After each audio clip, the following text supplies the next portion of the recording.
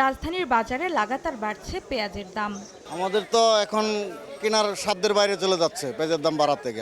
হিসাব করা টাকা যে এটা বাজারে নিয়ে এসছে এই টাকা দিয়ে আমরা বাজার সদাই করবো, কিন্তু এখন তো আমরা এটা করতে পারতেছি না। সরকারি বিপণন সংস্থা টিসিবির হিসাব, বর্তমানে কারওয়ান বাজারে 1 কেজি পেঁয়াজ বিক্রি হচ্ছে 40 থেকে 65 টাকায়। এক সপ্তাহ আগে ছিল 30 থেকে 46 টাকা, আর এক মাস আগে যা ছিল 30 থেকে 50 টাকা। এই নিত্য পণ্যের লাগাতার দাম বৃদ্ধিতে আবারও বাজার হিসাব চাপে ফেলে দিচ্ছে ভোক্তাকে।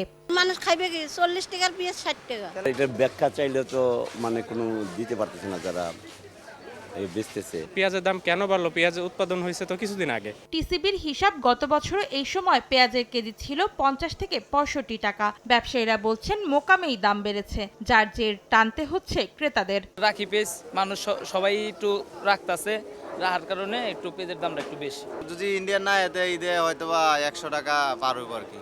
পেঁয়াজের ঝাঁজ চোখে সবজির বাজারে ঢুকে আরও বেহাল দশা ভোক্তার, কারণ বেশিরভাগ সবজি কিনতে গুনতে হচ্ছে 60 থেকে 80 টাকা। 80 টাকার নিচে কোনো সবজি নাই। আগের তুলনায় একটু বেশি। জনজীবনে এটার প্রভাব পড়বে আর কি। রমজানের মধ্যে যদি কন্ট্রোল রাখতে পারে তাহলে ভালো। বাজারে দাম বৃদ্ধির বহুমুখী চাপে মুরগির বাজারে এসে স্বস্তি পাচ্ছেন ক্রেতারা। সিন্ডিকেট নেই, মালের আমদানি রপ্তানি অনেক ভালো, ডাইরেক্ট বেচা বিক্রি হইতেছে, তো আপনার মাল অনেক সস্তা, পাবলিকে খাইতেছে। আগের তুলনায় এখন মোটামুটি বর্তমানে মানুষের সাধ্যের মধ্যে আছে। দাম বাড়তির খবর রয়েছে মোটা চালের বাজারেও, তবে কিছুটা স্থিতিশীল রয়েছে ডাল, তেল সহ অন্যান্য মুদি পণ্যের দাম। অন্তরা সেন, সময় সংবাদ, ঢাকা।